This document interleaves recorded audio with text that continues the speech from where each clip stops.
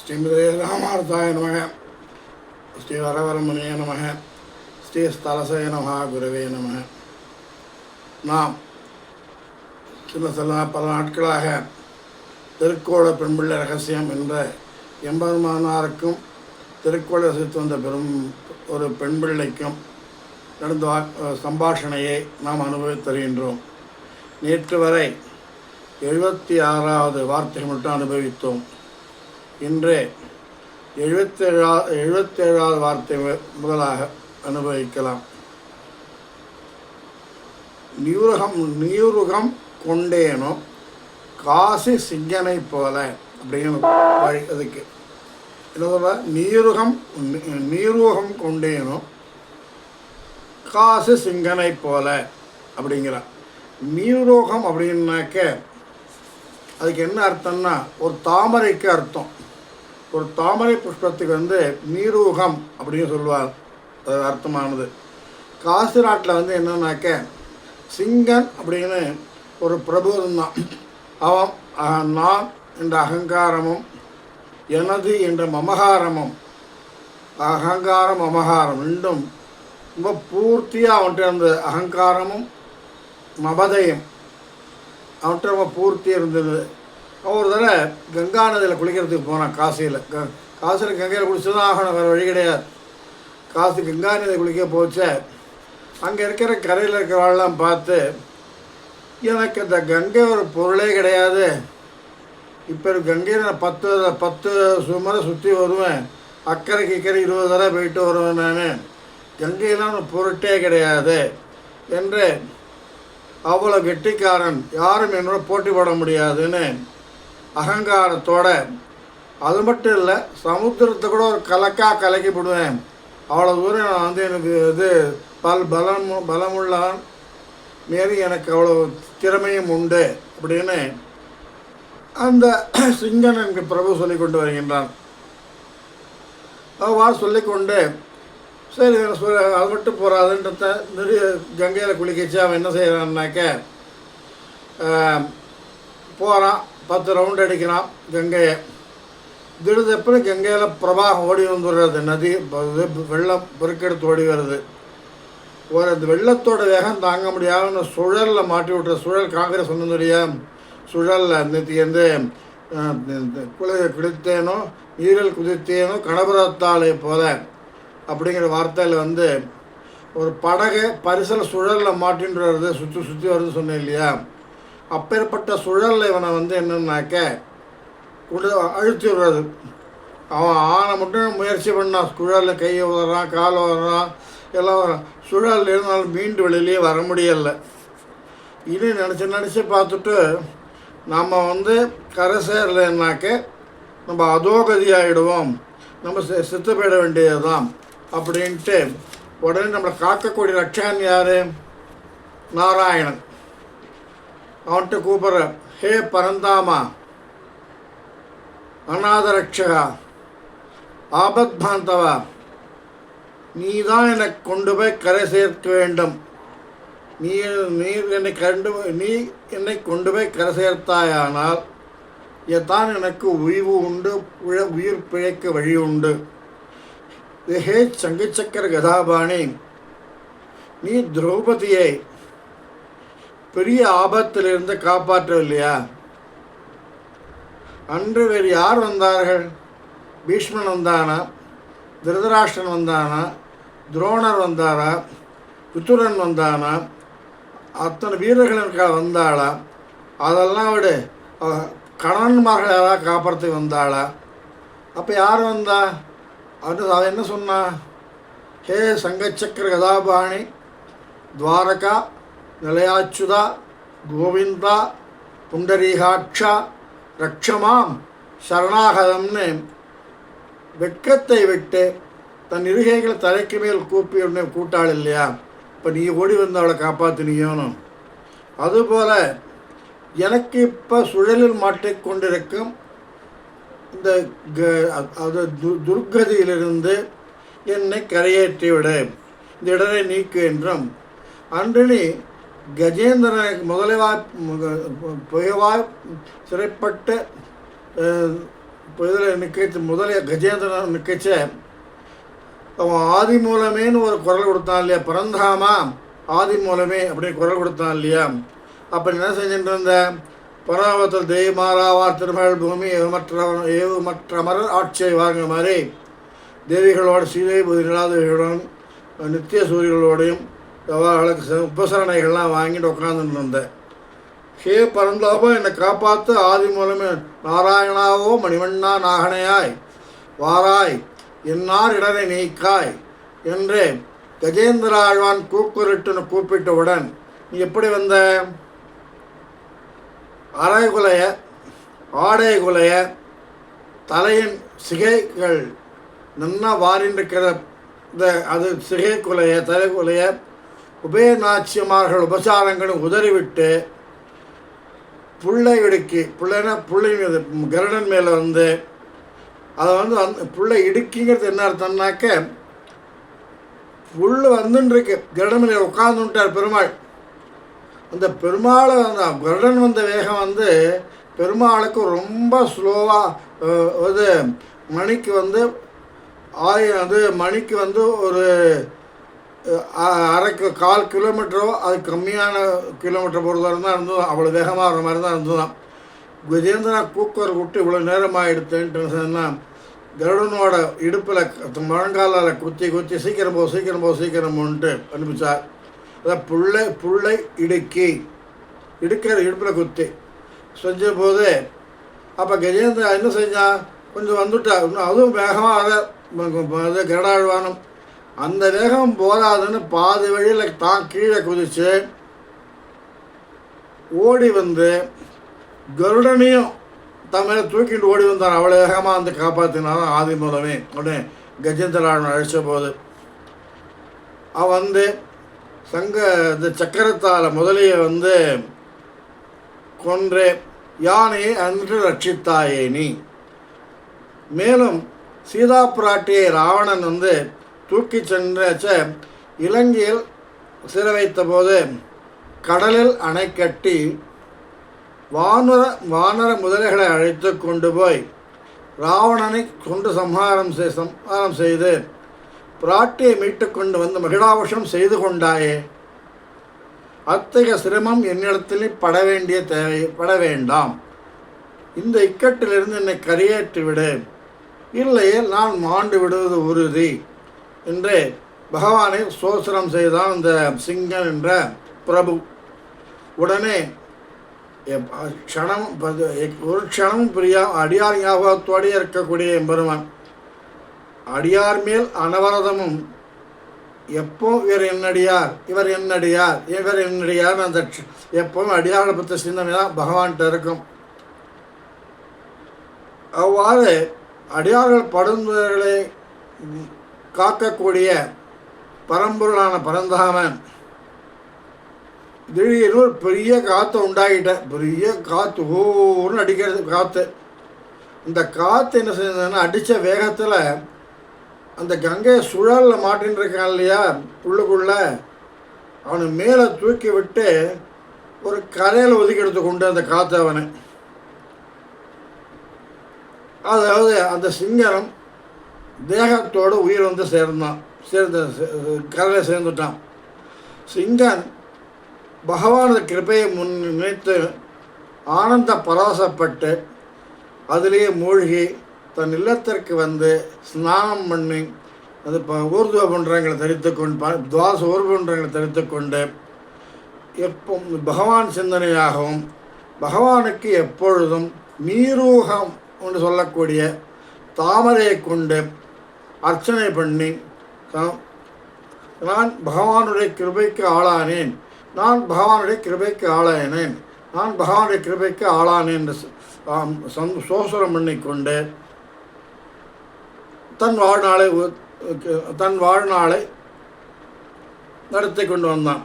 அவ்வாறு அவன் கேட்குறான், நம்ம இந்த காசு சிங்கனை போல நீரோகம் தாமரை போல விட்டு எம்பெருமானை நான் பூஜித்தேனோ, அப்படி இருந்தால் தான் நான் இங்கே இருக்க முடியும் அப்படிங்கிறான். அடுத்தது 78வது வார்த்தை, வாக்கினால் வென்றேனோ பட்டரை போல அப்படின்ட்டு. குரத்தாழ்வானுக்கு வேதவியாச பட்டர், பராசர பட்டர் 2 குழந்தைகள். அவர் வந்து பராசர பட்டர் என்ன செஞ்சாலும் வீதியில் வந்து சின்ன குழந்தை 5 வயசாக இருக்கச்ச வீதியில் விளையாடின்னு இருக்கார். பொழுது வந்து இப்போ விளையாடின்னு இருக்கச்ச பெருமாள் ஏழை பண்ணுற மாதிரியும் தன்னோட தோழர்கள் விளையாடின்னு இருக்கும் பொழுது ஒருத்தர் சர்வஜ்ய பட்டன் அப்படிங்கிற ஒருத்தர் வந்து அந்த வீதிகளில் அவருடைய சிஷ்யர்களோட விருது சர்வஜ்ய பட்டர் வந்தார், எல்லாரையும் வாதில் வென்ற வந்தான், யாரும் வாதிட்டு வெல்ல முடியாதபடி இருக்க சர்வஜ்ய பட்டர் வந்தார்னு இதுக்கெல்லாம் விருதுன்னு விருது அப்படின்னுவா. விருதை கூறிண்டு வருத்த முன்னாடி சொல்கிறதுக்கு பூன்னு காலங்கள் அதை ஊதிண்டு வந்துட்டு இருந்தா எல்லாம் இந்த இடத்துக்கிட்ட குழந்தை விளையாடுறதுக்கு அந்த விருது ஊதின்னு பட்டர் இந்த சிம்மாசனத்தை பதில் பல்லாக்கள் வந்துட்டுருக்க இந்த சர்வஜ்ய பட்டன் வந்துட்டுருக்க. அதை பார்த்த பட்டருக்கு வந்து இங்கே ஆழ்வான் எம்பார் எம்பெருமானார் இருக்கக்கூடிய வீதியில் யார் தன்னோட விருதுகளையும் பெருமைகளையும் விருதுகளையும் கோரிக்கொண்டு காலங்கள் இசைத்து கொண்டு வரக்கூடியவன் யார் அப்படிங்கச்ச அவன் போய் சர்வஜ்யப்பட்டன் அவன் வாதில் யாருமே அவன் வெல்ல முடியாது அப்படின்னு கேட்கச்ச நானும் சர்வஜ்யத்துவமான அவன் எல்லாத்துலேயும் இதுவாக இருக்கானா அப்படி பூர்ணமாக இருக்கானான்னு பார்க்க சர்வத்தில் பூர்ணமாக இருக்கானான்னு பார்க்கறதுக்காக நான் அவனை சோதிக்கிறேன்னு போனாரான். போயிட்டா சின்ன குழந்தை, இவருக்கு 5 வயசு, அவனும் பிரம்மம், அந்த சரீரம், ஞானத்தில் பண்டிதனவன், நல்ல விஷயம் தெரிஞ்சவன். அவன்கிட்ட எப்படி வாதப்பட அத்தனை பேர் இதுவாக பார்த்துட்டு இருக்கச்சே கையில் தெருவில் விளையாடின்னு இருக்கச்சு கையில் ஒரு பிடிமண்ணு அழலாம். நீர் யார் அப்படி கட்சி என் பேர் அவனை கேட்குறான். அவனை பார்த்து பட்டர், நான் சர்வஜ்யப்பட்டன் என் பேர், நான் எல்லாரையும் வாதில் வெல்வேன், ஆனால் என்னை வாதில் வெல்லக்கூடிய யாரும் கிடையாது. அப்படியா? அதாவது இது எம்பெருமானார் ஆழ்வான் எம்பார் வசிக்கக்கூடிய திருவீதி. நான் கேட்கக்கூடிய கேள்விக்கு நீ ஒழுங்காக பதில் சொல்லிவிட்டால்தான் நீ சர்வஜ்யப்பட்டன் அப்படிங்கிறத நாங்களும் ஒத்துப்போம், உங்களையும் மதிப்போம். இந்த விருதுகளை சொல்லிட்டு காலங்கள் ஊம்பூன்னு ஊதிட்டு போகிறதுக்கு அவங்கள அனுமதிப்போம் அப்படிங்கச்ச இந்த சின்ன குழந்தை பார்த்துட்டு இப்படி என்னங்கச்ச கீழே குடிஞ்சு மண்ணை எடுத்து இது என்னது, இது எவ்வளவு அப்படின்னு கேட்கச்ச மண்ணை பார்த்துட்டான். கையில் இருக்கிறது மண்ணை எண்ண முடியுமா?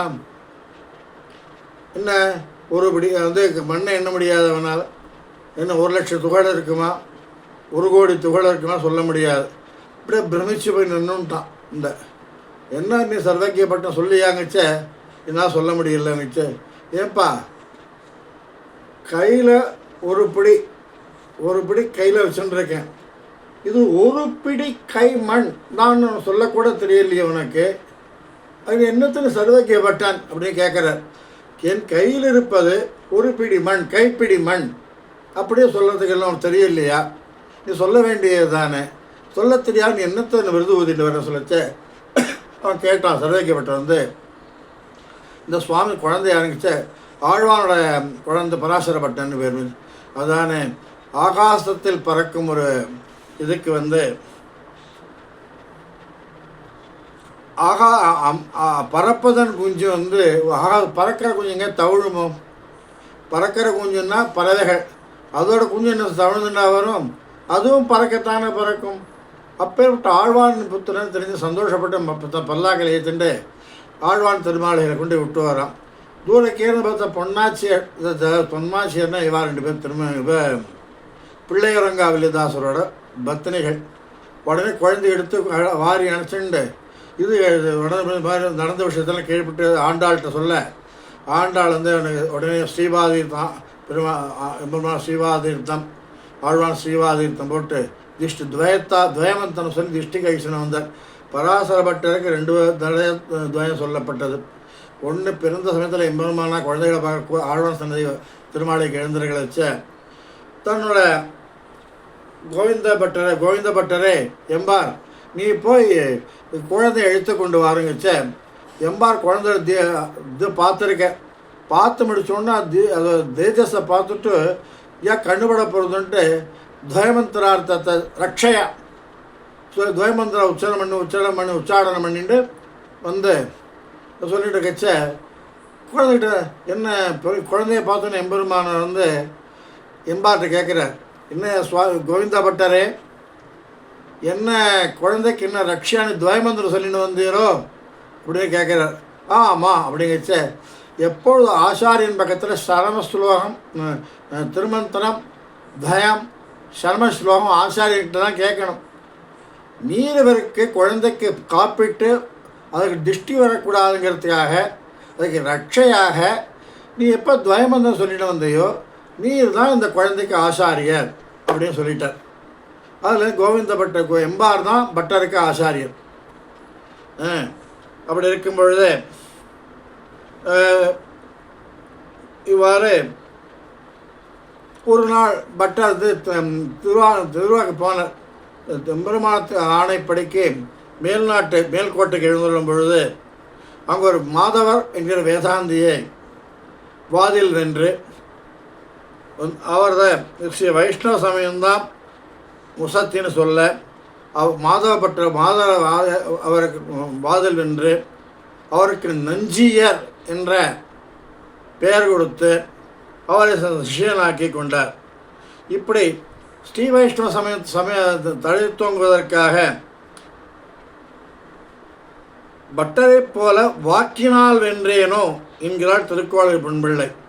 பட்டர்கள் வாக்கினால் யாராவது வெற்றி கொண்டேனோ, ஸ்ரீ வைஷ்ணவத்தை வந்து தழைக்கிறதுக்கு உபயோகப்பட்டேனோ இல்லையே, அப்படி இருந்தால் தான் சுவாமி இந்த ஊரில் இருக்கக்கூடியதுன்னு வாக்கினால் வென்றேனோ, பட்டரை போல வாக்கினால் வென்றேனோ. ஒரு பட்டர் இந்த இடத்துல சர்வக்கிய பட்டனை வந்து ஒரு கைப்பிடி மண் சொல்ல முடியாது, வாக்கினால் வென்றார். மேல்நாட்டுக்கு எழுந்தொழி மேல்கோட்டை எழுந்தொழி அங்கே வந்து மாதவர் என்னும் வேதாந்தியை வாதத்தில் வென்று அவர் தன் சிஷ்யனாக்கி அவருக்கு நெஞ்சின பட்டம் கொடுத்தார். 2 இடத்துல பட்டர் வந்து இது பண்ணியிருக்கார் அவர். ஆகையினால வாதத்தில் வென்றேனோ பட்டரை போல வாக்கினால் வென்றேனோ என்று திருக்கோளூர் பெண்பிள்ளை ரகசியம் சொல்கின்றார். அடுத்தது 79வது வார்த்தையானது வாயில் கைவிட்டேனோ எம்பாரை போல. வாயில் கைவிட்டேனோ எம்பாரை போல அப்படிங்கிறோம். எம்பெருமானார் வந்து பெரிய திருமலை நம்ம சன்னதிக்கிட்டாவே திருமலையில் எழுந்தவர்களே இதிகாசத்தில் சிரேஷ்டம் அப்படின்னாக்க இதிகாசங்கள் 2. ஒன்று ராமாயணம், இன்னொன்று மகாபாரதம். மகாபாரதம் வந்து மகாபாரதம் பெருமாளை பற்றி சொல்லப்போனேன் அப்படின்ட்டு வந்து அவரை பல பேர் ஆயிரக்கணக்கான லட்சக்கணக்கான பேர் சொல்லிட்டு வந்து கதைகளாக சொல்லிட்டு வந்து சிரேஷ்டம் இதிகாச சிரேஷ்டம்னு ஸ்ரீராமாயணத்துக்கு சொல்லுவாள். அது அர்த்தங்களை கேட்கறதுக்காக பெருமை திருமண நம்பிக்கிட்ட போய் எம்பெருமானார் வந்து 1 ஆண்டு காலம் 1 சம்வத்சரம் சொன்னேன் இல்லையா, சம்வத்சரம்னா 1 ஆண்டு காலம், சித்திரை டு பங்குனி, சித்திரை 1ஆம் தேதி பங்குனி 30ஆம் தேதி மட்டும், அதான் 1 சம்வத்சரம். அங்கே எழுந்தருளி இருந்து காலத்தில் அப்போ அந்த சமயத்தில் கோவிந்த பெருமாள் அப்படின்னு எம்பார் அவருக்கு வந்து எல்லா கைங்கரையும் செஞ்சுட்டு இருக்க திருமலை நம்பிக்கை. திருமலை நம்பிக்கை எம்பார் கைங்கரை செஞ்சுட்டு எம்பார் வந்து இவர் எப்படின்னாக்க கோவிந்த பட் இப்போ சின்ன, அதாவது இப்போ சிறிய தாயாரின் மகன், அதாவது கசின் பிரதர். அதாவது எம்பெருமானார் ராமானுசரும் ராமானுசர் பெரியதாயாரின் தான் குமாரர், இவர் சிறிய தாயாரின் குமார் எம்பார் 2 பேரும் வந்து பிரதர்ஸ். எம்பார் வந்து கிட்டத்தட்ட ஒரு 12-13 வயசு எம்பெருமானாரை விட சிறியவர். அவர் கோவிந்த பட்டர்னு பேர். அவர் வந்து எம்பெருமானாரை காப்பாற்றினார். இதிலேருந்து யாதவ பிரகாஷன்ட்டு அது படிச்சுட்டு இருக்கச்ச ராமானுஜர் வந்து யாதவ பிரகாசருக்கு இது அர்த்தங்கள் சரியில்லைன்னு இது பண்ணச்ச எம்பெருமானார் தீர்த்து கட்டி பண்ணணும் அப்படின்ட்டு காசி யாத்திரையும் இது பண்ணி ஏற்பாடு பண்ணச்ச போகிற வழியில் எம்பெருமானாரை காசியில் சென்றவுடன் கங்கையில் தள்ளி முழுகெடுத்து கொண்டு விட வேண்டும்னு யாதவ பிரகாசரும் சிஷ்யவுடன் சென்றுக்கிறத கோவிந்த பட்டரை கேட்டுறாரு. உடனே எம்பெருமானாட்ட அழிச்சுன்னு வந்து அப்பா நீங்கள் வந்து ஓடி போய்டு இன்னும் கொல்றதுக்காக இது பண்ணுறா அப்படிங்கச்ச எம்பெருமானை கொஞ்சம் தூரம் வந்து காட்டு வழியாக நடந்து வரைச்ச வந்துட்ட தப்பிச்சு அந்த கோஷ்டியை தப்பிச்சு எம்பெருமானை வரைச்ச ஒரு வேடுவன் வேடு வச்சு வரதராஜனும் பெருந்தேவி தாயாரும் வந்து அவர் ஆட்கொண்டு அவர் இது பண்ணார். இந்த இந்த எம்பெருமானா சரிதையில் இதெல்லாம் நாம் அறிந்த விஷயம்தான், அறிவோம், படித்தாலும் புரிந்து கொள்ளலாம், புரிந்து கொள்வோம். மேற்கொண்டு இவ்வாறு கோவிந்தப்பட்ட காசியில் அப்புறம் போயிட்டு வந்துச்ச, காசியில் கோவிந்தப்பட்ட குடிச்சு கையில் சிவலிங்கம் கிடச்சி கங்கையில். அடடா சிவனோட கிருபா கடாட்சம் கிடச்சிடுத்தேன். நேராக வந்து ஸ்ரீ காளஹஸ்திங்கிற இடத்துல வந்து ஸ்ரீசைலம், காளஹஸ்திங்கிற இடத்துல வந்து ஸ்ரீசைலம்னு ஒரு பேர். ஸ்ரீசைலத்தில் வந்து காளஹஸ்தியில் வந்து அங்கே சிவனுக்கு கோயில் கைங்கெல்லாம் பண்ணிட்டு உட்காந்துருக்கார். அவளை இப்பேற்பட்ட அவர் வந்து நல்ல விஷயம் தெரிஞ்ச என் தம்பி சகோதரன் இவ்வாறு பிற சமயங்களில் ஈடுபட்டு அதே மூழ்கி கிடக்கிறானேன்னு பெரிய திருமலை நம்பி வந்து சொல்லி திருத்தி பண்ணிக்கொள்ள போச்ச. பெரிய திருமலை நம்பி நேராக காளஹஸ்தி வந்து எம்பாரை பார்த்து என்னப்பா சொல்லி மாத்தூரன் எம்பெருமானாருக்கும்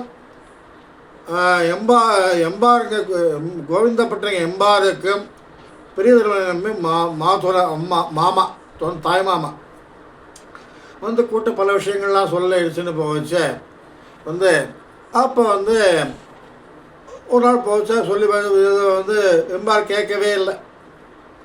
அப்போ வந்து என்ன சொல்கிறாருன்னா மாதவப்பட்டு வந்து திருமண நம்ம வந்து அப்பா அது கோவிந்தா நீ வந்து இப்போ என்ன செஞ்சுருக்கடா அப்படிங்கச்ச, இல்லை மாமா வந்து வந்து இது பண்ணி பெருமாளுக்கு சிவனுக்கு உகந்தா பூக்களை பறித்து கொண்டு அவர் பூஜைக்காக கைங்கறி பூக்கள் கைங்கறி செஞ்சுருக்க மாலைகள்லாம் தொடுத்துங்கச்ச.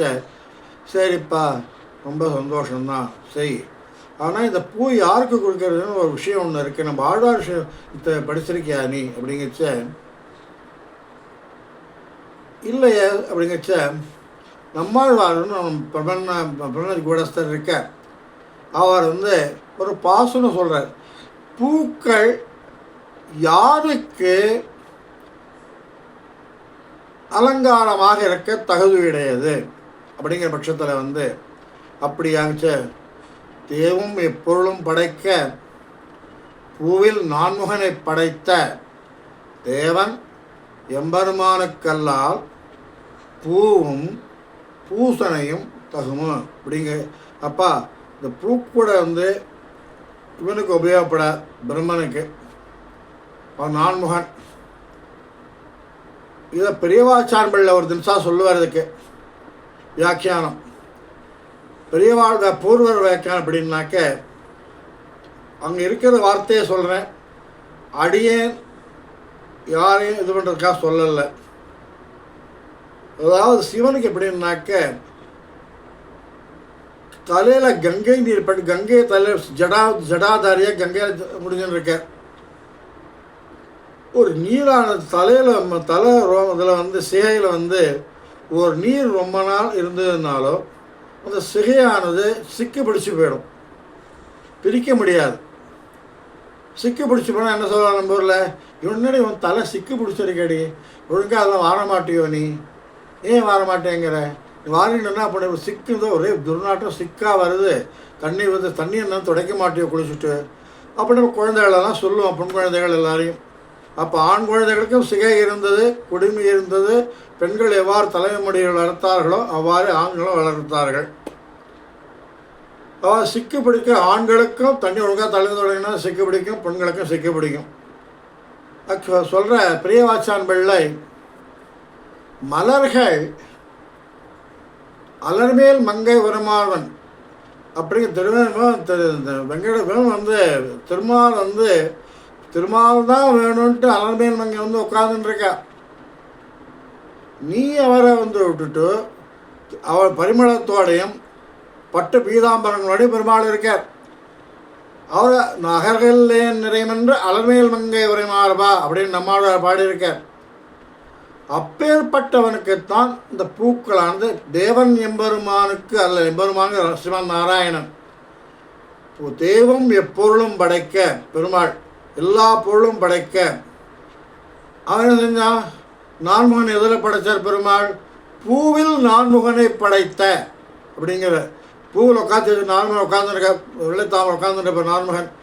பூவில் நான்முகனை படைத்த தேவன் எம்பெருமானுக்கு இல்லை என்றால் அல்லால் இந்த பூவும் பூசணியும் யாருக்கும் உபயோகப்படாது, இது பண்ண முடியாது. அதுக்கு அந்த இது கிடையாது. ரைட் அண்ட் பூக்கு பூவனி எம்பெருமானுக்குத்தான் அர்ச்சனை பண்ணணும், ராமசிவன் நாராயணனுக்குத்தானே பண்ணணும் அப்படிங்கச்ச அது பிள்ளவாச்சாரிய பெரியவாச்சாரிய பிள்ளையெல்லாம் என்ன சொல்கிறாக்க, இந்த பூ நாராயணன்ட்டு இருந்தால்தான், அவன் சிகையில் இருந்தால்தான், கழுத்தில் இருந்தால்தான் அவனுக்கு இந்த பூவுக்கும் ஒரு மதிப்பு. அதாவது தலையில் நீரால் சம்பந்தப்பட்டு சிக்கு வாசனை உடையவர்களுக்கும் பூ சூட்டக்கூடாது அப்படிங்கிறது வியாக்கியானம் சொல்லும் பொழுது நான் யார் மனசையும் புண்படுறதுக்காக சொல்லலை. இங்கே பூர்வர்கள்லாம் எப்படி சொல்லியிருக்காளோ அதை அப்படியே சொல்கிறேன். சிக்குத்தலையனுக்கும் பூவுக்கும் என்ன சம்பந்தம்? சிக்குத்தலையின் பூ இருந்தால் பூவுக்கு பூவும் மனமாக இருக்குமா? பூவுக்குத்தான் வாசனை உண்டாகுமா?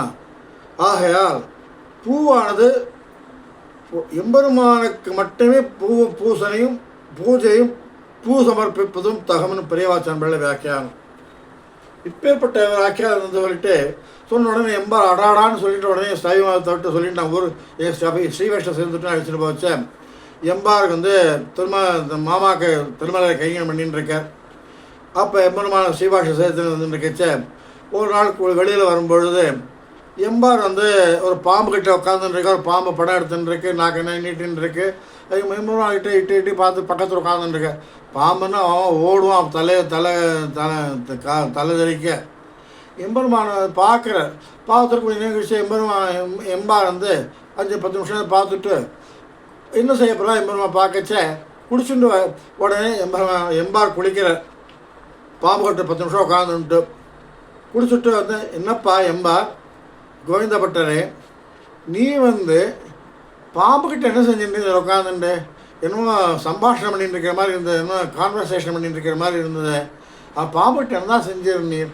இப்போ அதாவது குளிக்கிறதுக்கு சில வேலைகள் உண்டு. காலம்பரம் குளிக்கணும், இல்லை சாயங்காலம் குளிக்கலாம் தேவைப்பட்டதுனால். தேவையில்லா மத்தியானம் குளிக்கிறதோ 3 மணிக்கு குளிக்கிறதோ அதெல்லாம் குளிக்கப்படாது. அதெல்லாம் சாஸ்திரம் ஒத்துக்கல. வேலையில் குளிச்சுட்டு வந்திருக்கிறேன், என்ன விஷயம் அப்படிங்கிட்டு பாம்புக்கிட்ட பேசிட்டு அப்படிங்கச்ச ஒன்றும் இல்லை. கிட்ட போய் பார்க்கச்ச பாம்பு நாக்க நீட்டின்னு உட்காந்துட்டு இருந்தது. ஏன்டா அதை நாக்க நீ கீழே எட்டி பார்க்கும்பொழுது அது என்னன்னாக்க நாக்கில் ஒரு முள் குத்தி இருந்தது அந்த பாம்புக்கு. ஆனால் வாயில் நாக்கை உள்ளே இழுக்க முடியல, வெளியில் தொங்க விட முடியல. நாக்கு ரொம்ப அவஸ்தைப்பட்டு இருந்தது அந்த பாம்பு. இந்த பாம்பு நாக்கில் புல் வந்ததுனால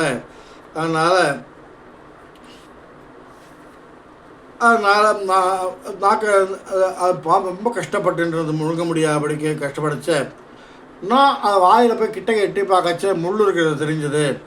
அதோட வாய்க்குள்ளே கையை விட்டு நான் முள்ளை எடுத்தேன் அப்படின்னு அதே வாங்கி வந்தேங்க.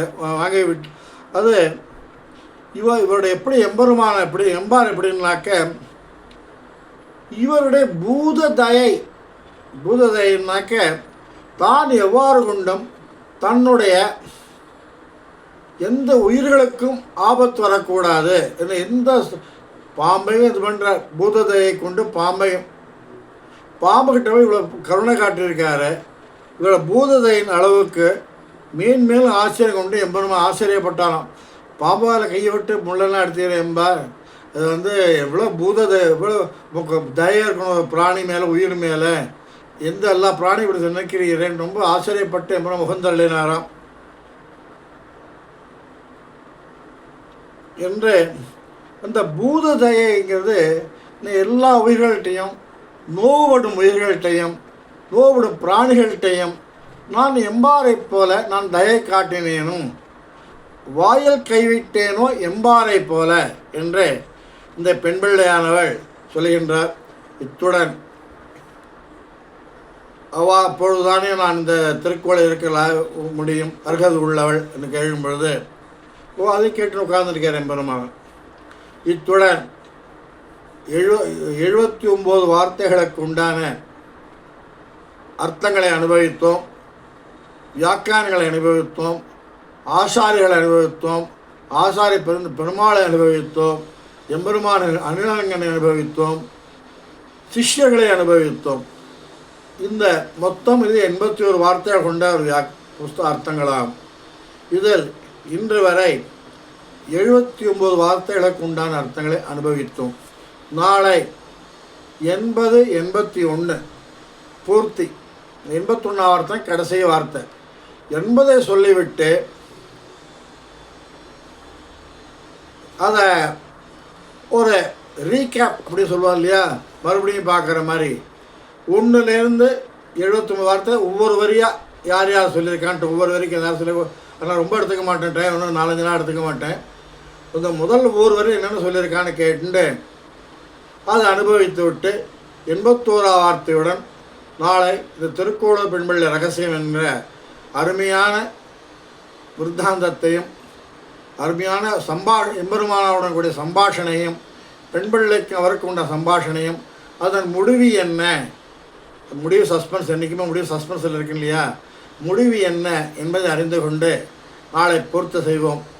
உங்கள் அனைத்து பாகவதோத்தவர்களும் அனுகிரகத்தாலும் கிருபா கடாட்சத்தாலும் இந்த கிட்டத்தட்ட ஒரு 30-32 நாள் சொல்லியிருப்பேன்னு நினைக்கிறேன். இந்த திருக்கோளூர் பெண்பிள்ளை ரகசியம் அத்தனை பொறுமையுடன் கேட்டு அனுபவித்து வாசித்த அத்தனை பாகவதோத்தம சிரோமணிகளுக்கும் அடியேன் தாளும் தடக்கையும் கூப்பி பிரணாம் செய்கின்றேன். அடியேன் ஆழ்வார் எம்பெருமானார் திருவடியிலே சரணம், ஆசாரிய திருவடியிலே சரணம். அடியேன் காரப்பங்காடு இளங்காடு ஸ்ரீனிவாச ராமானுஜதாசன்.